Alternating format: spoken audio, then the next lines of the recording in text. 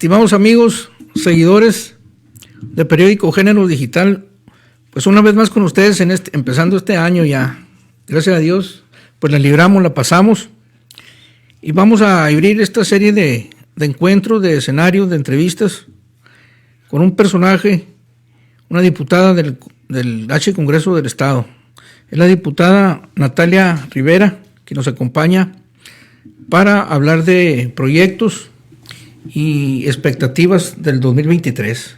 Nos acompaña también con nosotros Arturo Clark, mucho gusto, comentarista de siempre, y gracias. Pues a darle, que este año se ve promisorio, pero también se ve como que trae una dinámica igual al año pasado, pero consideramos que en base a escenarios inéditos, pues lo vamos a disfrutar, al igual que vamos a estar con todas las expectativas, que en este caso Natalia Rivera las va a aterrizar aquí desde el punto de vista legislativo y social.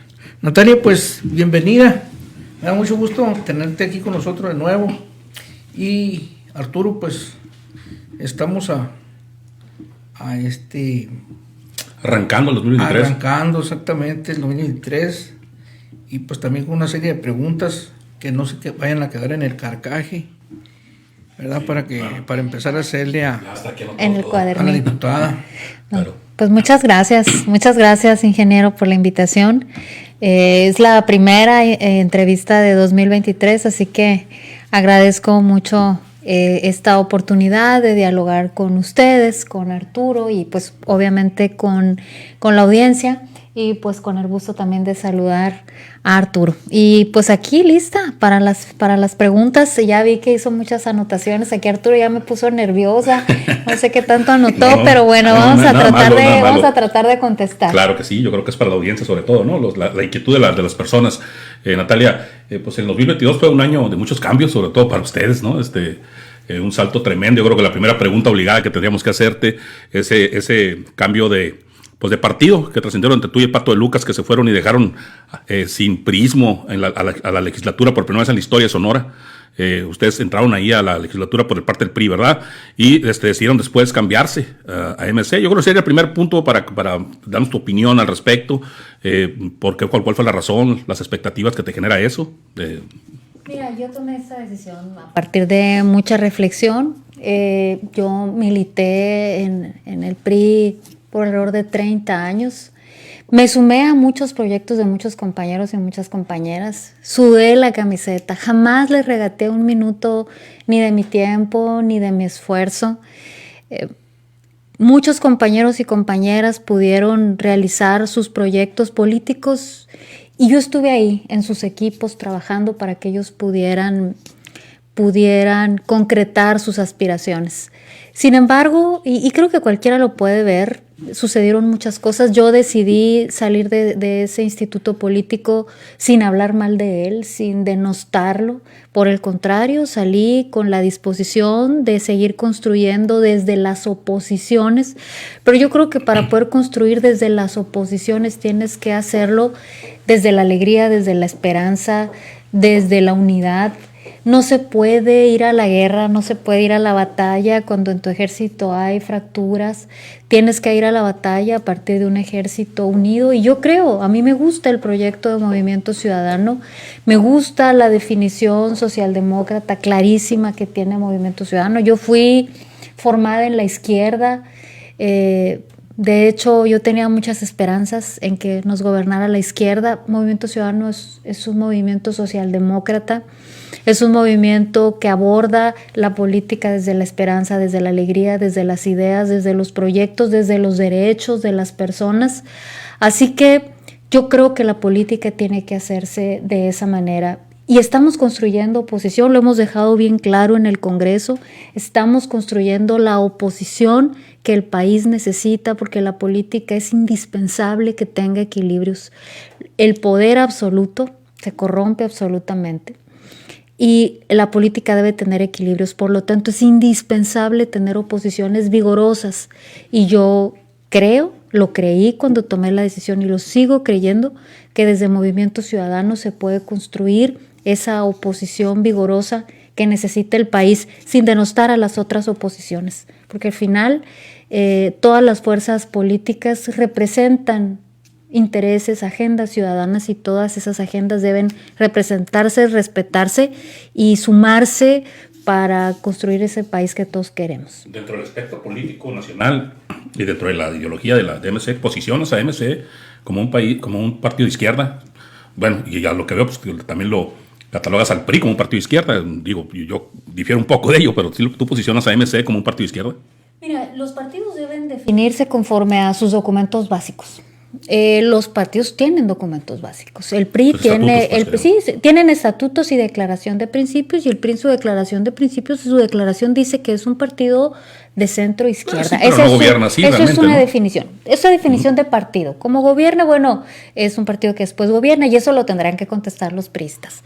Y MC se ha definido doctrinalmente como un partido socialdemócrata, que sí, la socialdemocracia está cargada hacia la izquierda y tiene una agenda de derechos muy clara. De hecho, lo sintetiza en el derecho a la alegría, y esto es interesante porque esa es una definición. El derecho a la alegría es como el derecho que concentra el resto de los derechos: el derecho a la libertad de expresión, el derecho al trabajo, el derecho a la vivienda, el derecho a la educación, el derecho a la salud. Cuando vives todos esos derechos, entonces puedes acceder a la alegría. Quien carece de los derechos más elementales de salud, de vivienda, de educación, de trabajo, difícilmente tendrá derecho a la alegría. Por lo tanto, esta definición de Movimiento Ciudadano del derecho a la alegría concentra todos los derechos. Estatutariamente, doctrinalmente, se ha definido a sí mismo como socialdemócrata, y cuando tú ves su agenda legislativa te das cuenta que es una agenda legislativa que va hacia la izquierda. Bueno, yo no lo dudo, ¿no? Te lo comento porque, pues, a fin de cuentas, en todos los partidos todos los partidos se quieren abrogar el derecho o el ser socialdemócratas, como que les da miedo expresar que son o centro o son de derecha, ¿no? Ya se ha explicado en muchas partes del mundo, a muchos le temen decir que son de derecha, ¿no? Yo hacia allá califico más a MC, un poco más cargado a la derecha, pero es mi punto de vista, a lo mejor porque veo los actores, no tanto por los estatutos, ¿no? Si ver, por ejemplo, a un Samuel García, me parece que es más bien cargados a la derecha, pero pues, como tú dices, son los estatutos los que te rigen y por los que tú estás ahí, ¿no? No sé si el ingeniero quisiera comentar algo. No, es que no quiero que asuste la diputada porque habla muy recio. Al contrario, Así hablo yo. Échale, Arturo. Hay que apagar el micrófono. Bueno, Natalia, pues fíjate que bien. Mi pregunta sería, me imagino que en el espectro político y partidista sobre todo, para llegar a las conclusiones que llegaste, pues tuvo que haber algunas invitaciones de otros partidos, tú tuviste que estarla pensando muy seriamente. Sin embargo, se mira como que oxigenaron a Movimiento Ciudadano dentro del Congreso, y eso es muy importante, porque conforme pasa el tiempo, pues obviamente un partido necesita irse fortificando, necesita irse reagrupando, trabajando, y se ve que en inclusión tuya junto con este muchacho Ernesto de Lucas, pues les ha dado solidez, les ha dado un poco más de preponderancia en el Congreso. ¿Qué consideras tú que pudieran ser los baluartes, las causas que en un determinado momento pudieran no manejar dentro del mismo Congreso, sino que la misma población, la misma sociedad civil se diera cuenta de que realmente el Movimiento Ciudadano, independientemente, como dice Arturo, que le parece más que es un movimiento de derecha que de izquierda, se pudiera hacer para tener un poco más de oportunidades para ir creciendo? Conforme en este año que 2023, que ya se antoja prácticamente el año, pues, de la determinación populachera y preelectoral en el estado de Sonora. Mira, yo creo que no solo, digamos, porque empiezas diciendo que se fortaleció, se refrescó Movimiento Ciudadano, quiero decirte que yo siento que también se refrescó mi propia carrera política, mi propio entusiasmo y mi propia voluntad y determinación. Y eso, bueno, yo lo pongo al ojo del ciudadano, pero creo que hemos sido una oposición, quizá la oposición más frontal que ha estado en el Congreso en los últimos meses, y prueba de ello fue nuestra postura. La más numerosa, ¿no? Y sí, somos la segunda fuerza política. Sí, perdón, sí, después de Morena. Después de Morena, es correcto. ¿Qué pone Movimiento Ciudadano al frente? De entrada, lo que pone al frente es escuchar a los ciudadanos y construir tu agenda política a partir de lo que escuchas de los ciudadanos. Y a los ciudadanos no los escuchas desde tu curul. A los ciudadanos vas y los escuchas desde donde ellos están. Cuando a mí me tocó proponer Parlamento Abierto, y Parlamento Abierto no solo son los foros de consulta, Parlamento Abierto tiene 11 principios distintos que va desde la transparencia y la rendición de cuentas de cada uno como diputado hasta este proceso de escucha activa del ciudadano. Y al ciudadano no lo escuchas al interior del Congreso o en el Congreso o en los foros únicamente. Tienes que ir. Yo te decía antes de empezar el programa que yo voy todos los días a las colonias a excepción de los lunes. Todos los días estoy en alguna colonia con ciudadanos, en un encuentro, en una escucha activa. Muchas de las reflexiones que yo hago en el Congreso es a partir de lo que he aprendido y entendido a partir de que escucho a los ciudadanos. ¿Qué te dicen los ciudadanos cuando estás en la colonia? La verdad es que los ciudadanos ni te hablan de la concurrencia, ¿no? Los ciudadanos, ¿qué te dicen? Los ciudadanos te dicen que les tapen el bache, que les reparen la fuga, que les reparen el drenaje. Hay ciudadanos que viven años frente a un río de drenaje, no tienes que irte muy lejos. En Los Jitos, a 3 minutos de Palacio de Gobierno, hay quien ha vivido décadas frente a un río de drenaje porque su drenaje no sirve. ¿Qué te piden? Te piden medicamento, te piden elementos de la vida cotidiana. Yo creo que Movimiento Ciudadano lo que ofrece es legislar para la vida cotidiana del ciudadano, para que la calidad de vida de su día a día se vea impactada positivamente. Y eso solo lo puedes hacer si escuchas y si entiendes y si de lo que entendiste logras traducirlo a una iniciativa que presentes al Congreso. Yo he llevado al Congreso recientemente la de sumisión química a partir de una escucha activa. ¿Qué me decían las madres de familia? Que les daba terror que sus hijas salieran a los antros por lo que les echaran en su bebida. Y me empezaron a contar muchas historias. Y cuando me pongo a investigar, eso no era un delito. Era delito el abuso sexual o la privación ilegal de la libertad, es decir, el delito conexo. Pero el famoso canasteo, como le dicen las muchachas y los muchachos, no era delito. Bueno, transformamos esa inquietud ciudadana, esas anécdotas ciudadanas, esas historias que te contaban los ciudadanos, los transformamos en una iniciativa que llevamos al Congreso. El tema del virus del papiloma humano. El 95% del cáncer cervicouterino, que es la segunda causa de muerte de la mujer, está vinculado al virus del papiloma humano. A partir de escuchar las historias que te contaban las mujeres en las colonias, su difícil acceso a los estudios anuales, la gran cantidad de mujeres con virus del papiloma humano, todo eso lo convertimos en una iniciativa y la llevamos al Congreso. No, esa es la parte que ya no nos corresponde, digamos, nos corresponde al colegiado. Pero todo esto lo tienes que llevar, lo tienes que impulsar, tienes que estar, digamos, en la batalla para que lo que escuchas se convierta en una iniciativa y de la iniciativa logremos sensibilizar a los 33. Eso es lo difícil del Congreso, pues que sí, somos además 33. Porque ¿cuántos son de Morena? Sí, pues, bueno, Morena tiene, ellos por sí solos Sí, ya tienen mayoría, ¿no? 14, más tienen de aliados a Nueva Alianza, tienen de aliados al Verde, al PT, al PES. Todo su bloque, ¿cuántos son? Como 20, 21. Sí, ya tienen ellos la mayoría, digamos, las oposiciones como tal somos 7 de los 33. No hay mucho que no. Todo tienes que negociarlo a fuerzas con ellos, ¿no? Fíjate, Arturo, por eso es tan importante el tema de los equilibrios. Por eso es indispensable tener equilibrios, por eso es indispensable que el poder esté equilibrado. Y lo acabamos de ver ahora recientemente con la votación en la Suprema Corte. Es indispensable que los 3 poderes que fueron diseñados para ser 3 poderes soberanos cada uno tengan equilibrios y un poder, como es el Poder Ejecutivo, no tenga las mayorías que le permitan hacer intromisión en el otro poder. Yo por eso creo en lo indispensable de tener oposiciones y de construir oposiciones, porque a partir de las oposiciones generas algo que es indispensable para la vida política saludable de un país, que son los equilibrios. Natalia, algo muy importante, que es bueno que toques ese tema, porque yo pues lo comento mucho y desgraciadamente la mayoría de la gente no conocemos realmente cómo funciona el Poder Legislativo, no sabe, mucha gente, la enorme mayoría, no creo que no sabe ni lo que hace un diputado, ¿no? porque cuando se está tratando en la reforma, en el plan B del gobierno o en la reforma que trataba de eliminar a los plurinominales, va en la causa de eso. La gente no entiende que los plurinominales no son para gente que, como es tu caso, a fin de cuentas, ¿no? No son porque estén ahí, porque el partido los quiere y porque están nomás porque se les inventa parle chamba. Hay una razón muy poderosa que es precisamente lograr esos equilibrios.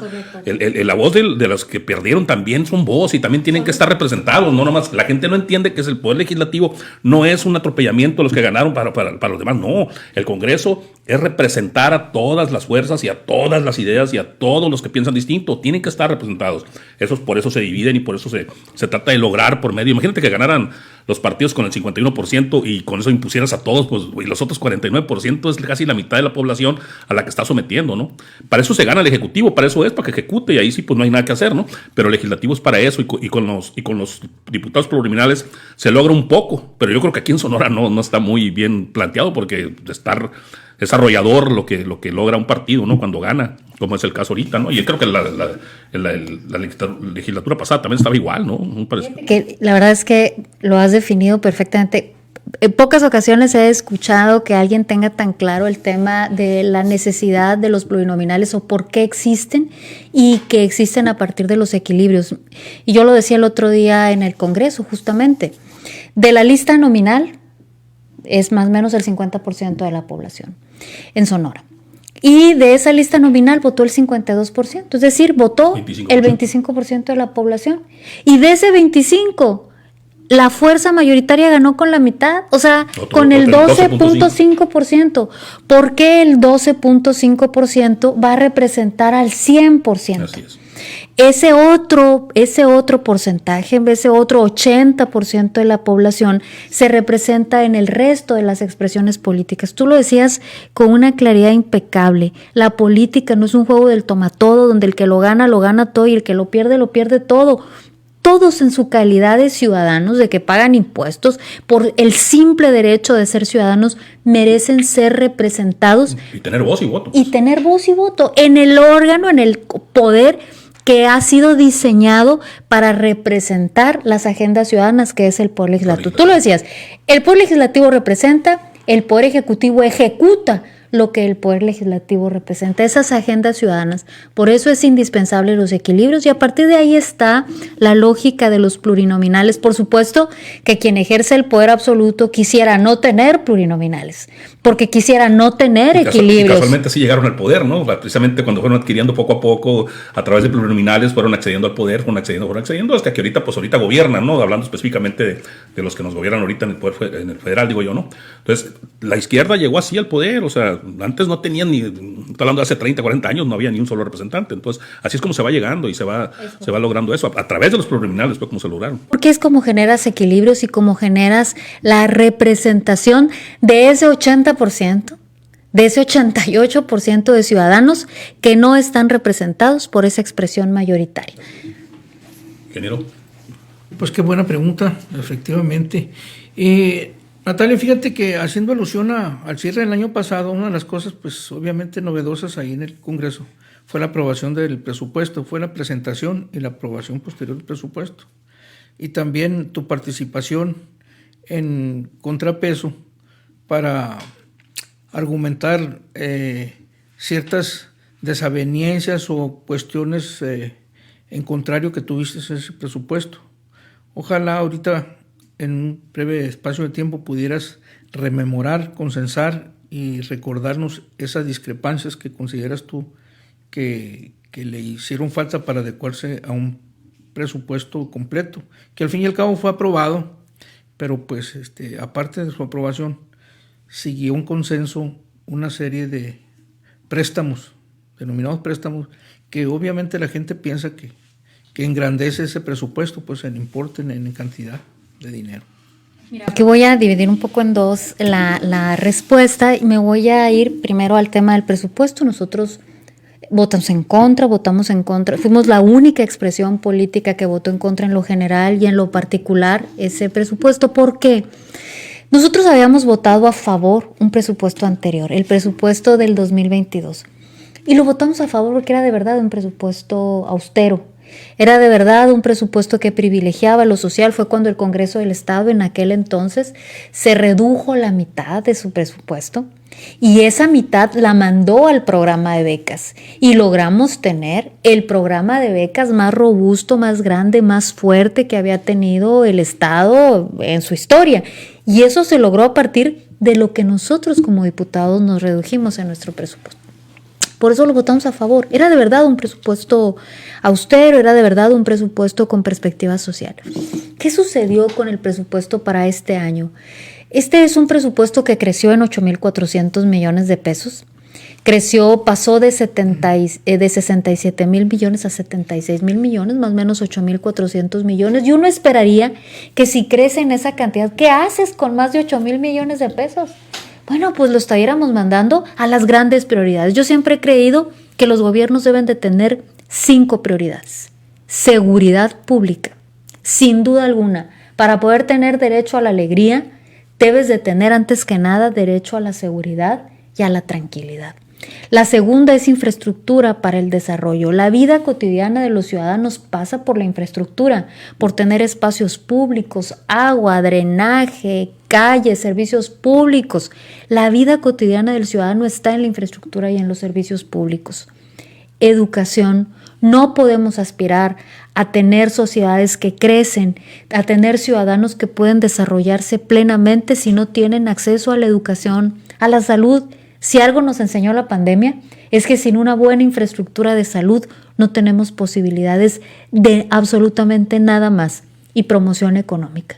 Tú a un ciudadano, a una persona, le das empleo digno y le regalas todo para su vida, le regalas dignidad, le regalas la posibilidad de sacar adelante a su familia. Esperaríamos que estos 8,400 millones de pesos se fueran a estas 5 prioridades.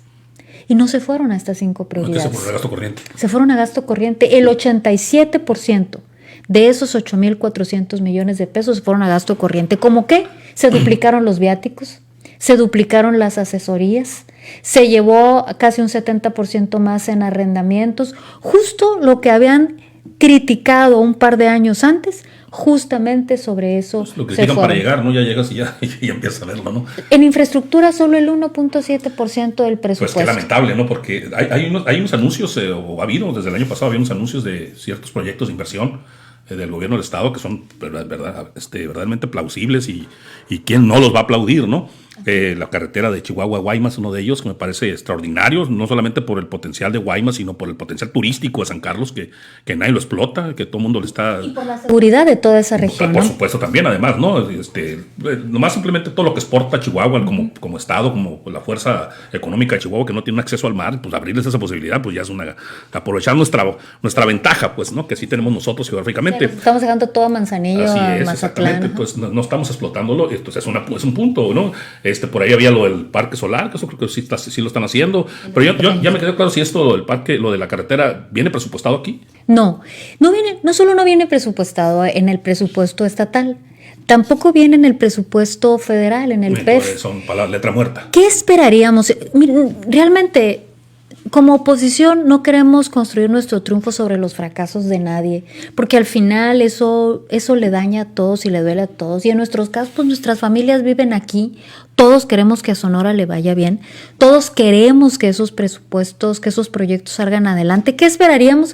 Que estén, como se dice coloquialmente, en la panza de las dependencias. Es decir, que por ejemplo, en el presupuesto de la Secretaría de Comunicaciones y Transportes, en el presupuesto global, ahí adentro, venga incluido el presupuesto, por ejemplo, para la carretera Chihuahua-Guaymas, o que en el fideicomiso o en los presupuestos de la Secretaría de Hacienda, ahí estén en esa panza los fondos para la modernización de los puertos fronterizos. Todos queremos eso, estamos a la expectativa de eso, deseamos eso, porque los triunfos políticos, los que de verdad valen la pena, no deben construirse sobre el fracaso de nadie más, lo que no significa que no seas una oposición vigilante y crítica.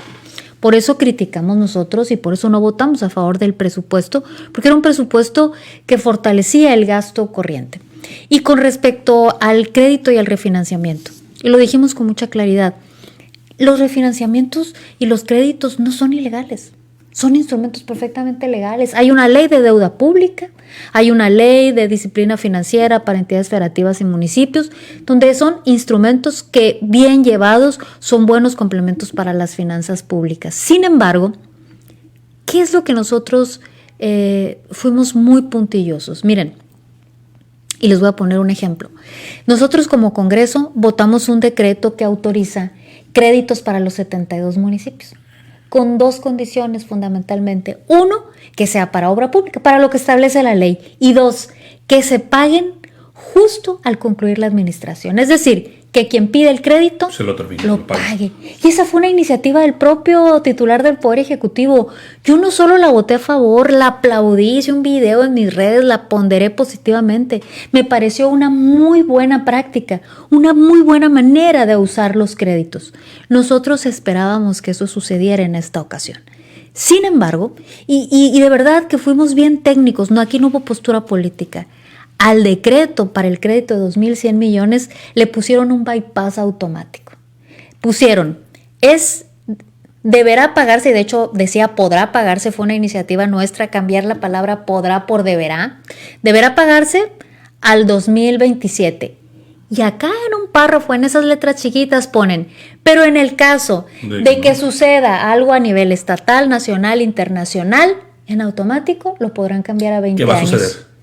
Entonces, ese bypass es lo que nosotros pedimos que se quitara el bypass para que lo mandaran a 20 años. Y eso no se autorizó. Para nosotros hubiera sido una muy buena práctica de finanzas públicas, créditos que quien los contrate los pague. Se lo estuviéramos aplaudiendo, hubiera salido por unanimidad. Y otra cosa que como grupo parlamentario pedimos, y ahí hasta les pareció extraño, pero lo pedimos, estuvimos escuchando constantemente sugerencias o señalamientos de que los otros refinanciamientos y los otros créditos se habían hecho mal, se habían hecho a tasas superiores y habían colocado a Sonora entre los 7 estados con las tasas más altas. Bueno, nosotros pedimos que se iniciara una investigación, pedimos un artículo 30 que pedía que se iniciara una investigación y se sancionara por la vía administrativa o penal en su caso, en el caso de que se hubiera acreditado hechos de corrupción en los refinanciamientos o en los créditos anteriores. Casualmente eso tampoco lo aprobaron. Era sencillo lo que pedíamos. Pedíamos 4 cosas fundamentalmente. Este artículo 30, que se iniciaran investigaciones y sanciones si hubo actos de corrupción en refinanciamientos y créditos previos. ¿No? Y cuando la ejecutiva del gobierno pasado estaba muy a gusto en Barcelona, pues no creo que se le vayan a hacer mucho. Pero hubo varios. Y hubo 2 gobiernos, o más. Pero prescriben los delitos, me refiero, si hubo delitos a lo mejor del año del al menos investígalos y señálalos. Que quede claro qué sucedió. Ponlo sobre la mesa. Esta tasa lo pedíamos nosotros que estuviera en el decreto. Pedimos también que se quitara este bypass automático a 20 años, porque hubiera quedado perfectamente claro que era a 6 años. Pedimos que se cambiara la palabra podrá por deberá, y este es un asunto técnico jurídico. Jamás hubieran podido registrar ese crédito en la Secretaría de Hacienda, ni los hubiera autorizado ningún banco, porque pues, no traía el término preciso del crédito. Y pedimos también nosotros, porque hay unos créditos, son 700 millones, que se van a pagar unos dentro del próximo año y otros dentro de 5 años. Y no nos parecía lógico. Es como cuando tienes una hipoteca. Es una hipoteca a 30 años. Si ya la vas a pagar dentro de 5 años, ¿por qué la vuelves a mandar a dentro de 30 años? Danos más información, dame la corrida financiera. Y eso es lo que pedíamos. Entonces, básicamente, esas cosas son las que pedíamos, muy técnicas, cero políticas, muy técnicas. No logramos concretar un acuerdo con respecto a eso, por lo tanto, lo votamos en contra. Son 76, pero más esos 2.100, ¿no? Más esos 2.100. Pero esos 2.100 tienen alguna etiqueta. O sea, sí, eso es algo bueno. Viene perfectamente definido para qué obras serán en el mismo decreto. Viene para qué obras serán. Y algo que se señala en el mismo decreto es que en el caso de que haya alguna imposibilidad jurídica o material de hacerse la obra, el titular del Poder Ejecutivo tendrá la facultad de cambiarla. Puede suceder algún problema con liberación de derechos de vía, alguna cosa. Esperemos que sean las menos. Ecológico, alguna cosa. Esperemos que sean las menos y que puedan apegarse a lo que establece el decreto. Pero realmente lo que pedíamos era muy técnico, muy jurídico, y creemos que era bastante transitable. Pudimos haber logrado unanimidad, sin embargo, pues quisieron dejar ese bypass para mandar un crédito a 20 años. Pues nosotros le llamarían trampa, ¿no? Ingeniero. Bueno, pues como resultados también de esa no aprobación del crédito por parte de la bancada de Morena, pero sobre todo pues la cara que tú diste ahí de Natalia Rivera, se esperaría, según algunos críticos, algunos analistas, que en un determinado momento pues vieras también frenadas tus iniciativas, tu dinámica legislativa, pues como una especie, si no de castigo, de veto, que prácticamente sería lo mismo. ¿Qué va a hacer Natalia Rivera? Pues en los prolegómenos de esas actividades que veas tú también que no avanzan, que están frenadas, que no te permiten un desarrollo congraciado legislativamente hablando entre las bancadas. Mira, yo jamás he votado a partir de una interés partidista, menos si son iniciativas sociales. Cualquier compañero o compañera de todas las expresiones políticas te podrá decir que les he votado a favor muchas de sus iniciativas. Yo esperaría y yo convocaría que en el Congreso pudiéramos mantener ese compromiso con la ciudadanía. Yo tengo 18 productos legislativos. Todos son eminentemente sociales. Está ahí esta que les platicaba ahorita, que tú me decías, si ya te la aprobaron, pues no, yo esperaría que sí, que tiene que ver con este delito que se llama sumisión química.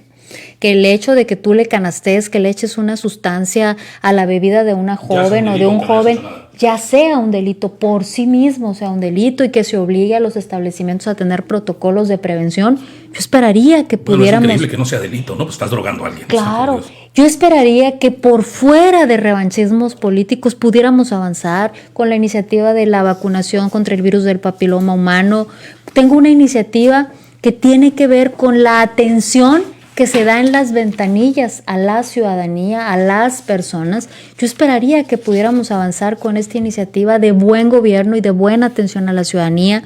Tengo una iniciativa que habla sobre el conflicto de interés de los legisladores. Resulta que necesitamos normar el conflicto de interés de un legislador para que no estemos votando iniciativas que te benefician a ti en lo personal o que benefician el negocio de un pariente, de un familiar, de un compadre, que se regule el conflicto de interés de un legislador. Yo creo que todas estas iniciativas ahí están, muchas en su gran mayoría son de índole social. Yo esperaría y convocaría a que no hubiera revanchismos políticos, que hubiera esta madurez, no conmigo, no con los diputados y las diputadas de Movimiento Ciudadano, sino el compromiso que tenemos con la ciudadanía. Yo como diputada estoy totalmente comprometida con Parlamento Abierto. Quien nos está viendo puede entrar a mi página de internet, nataliariveragrijalva.com, y ahí pueden ver todas mis iniciativas. Pueden participar y opinar en muchas de ellas, pero también hay información mía, está mi declaración patrimonial, para que la ciudadanía vea. Yo soy servidora pública, tengo la convicción y la obligación jurídica de poner a la vista del ciudadano cuáles son mis bienes. Ahí están mis asistencias, y hasta ahorita puedo decir que no tengo ninguna falta en ninguna sesión del Pleno del Congreso, absolutamente ninguna falta. Ahí están mis asistencias, está mi trabajo en comisiones. Los invito a entrar a mi página y que vean toda la información de lo que hago. Está mi agenda diaria, de hecho ya debe estar ahí esta entrevista. Está mi agenda diaria, es un informe semanal de lo que hago. Ahorita no están legislando, ¿verdad? ¿Ahorita están de vacaciones? No, estamos trabajando. Pero no están en... Se llama, sí, estamos en otro tipo de tareas, no estamos como yendo al Pleno del Congreso, pero tenemos la obligación de trabajar. Y también los invitaría a que entraran a congresoson.gov.mx, que entren a comisiones, y ahí pueden entrar al micrositio de la Comisión de Fiscalización. Cada documento que hemos analizado está ahí, están los videos de nuestras sesiones, todas las sesiones de la Comisión de Fiscalización han sido públicas, todas las órdenes del día, todas las asistencias. Es quizá el micrositio más completo de todos los micrositios del Congreso, y ahí está, para que los ciudadanos tengan acceso con plena transparencia y rendición de cuentas al trabajo que como legislador estoy haciendo en lo personal y desde la Comisión de Fiscalización que presido. Bien, pues Arturo, ¿alguna otra pregunta para Pues me gustaría nomás para cerrar, ya que nos platicaste todo lo del Congreso y todo, pues ahora que nos platicaras de ti, ¿cuáles son tus aspiraciones futuras, cercanas? Me imagino que algo que tiene que estar de la mano con MC. ¿A qué aspira Natalia? A cumplir bien mi trabajo, pero en el Arturo. futuro, después pasando de aquí. Mira, la única forma de cosechar es sembrar. Quien no siembra no cosecha. Así que hay que sembrar en la confianza del ciudadano, hay que sembrar con trabajo, hay que sembrar con cercanía, hay que sembrar con pulcritud, hay que tener sentido del deber. Me tocó ser presidenta de la mesa directiva con sentido del deber, con equilibrio, cuidando la pulcritud en el trabajo. Yo creo que es tiempo de sembrar. La presidencia de Hermosillo para el 2020. Yo creo que este es tiempo de sembrar. Digo, es un dicho muy común. Es un dicho muy común que pues, para que, ¿cómo es? No hagas panda a las vacas, ¿no? Yo creo que este es un tiempo de trabajar, de tener sentido del deber. A los ciudadanos que nos escuchan les debe de chocar y se les debe de revolver el estómago escuchar a políticos que ni bien terminan una responsabilidad que tienen y están obsesionados con otra responsabilidad, descuidando las tareas cotidianas que tienen que hacer. ¿Yo qué aspiro a poder concluir y que la ciudadanía tenga una buena impresión de mi trabajo, hayan podido entrar a mi página, vean mi trabajo cotidiano, sepan que tengo compromiso con lo que hago, que no le regateo ni tiempo ni esfuerzo a mi trabajo, que trato de desquitar todos los días el sueldo que con mucho esfuerzo nos paga la ciudadanía y poder verlos a la cara y poder verlos con dignidad y con un sentido del deber cumplido. A eso aspiro, Arturo. Si hay algo más, si la ciudadanía a partir de eso considera que puede seguirle sirviendo, qué bueno, pero que sea a partir de los resultados que ellos vean y no a partir de una obsesión o de una aspiración personal que yo trate de inflar artificialmente desde donde estoy. Muchas gracias. No, gracias a ti. Ingeniero. Bueno, pues para cerrar, qué bueno, y retomando las palabras de Natalia, que para cosechar hay que sembrar, pues recordemos que también y sobre todo en este ambiente político hay mucha gente que siembra, pero desgraciadamente no cosecha, ya sea también porque se llegan algunos estíos, llegan algunas sequías y sobre todo heladas, pero para eso pues hay que tener asegurada la siembra, y una manera de tener asegurada la siembra precisamente es trabajar, pero trabajar bien, sobre todo ahora que el pueblo, la sociedad está un poco más imbuida, más metida en esto, porque pues es tiempo de meter los kilos en el 2023, porque prácticamente ya estamos en Semana Santa y este año viene muy dinámico. Ponle el 14 de febrero primero. El 14 de febrero. Entonces, Natalia, pues agradecidos contigo por haber venido a darnos la primicia de esta entrevista de este año. Sobre todo, pues desearte mucho éxito. Muchas gracias, mucho éxito, y que realmente pues la bancada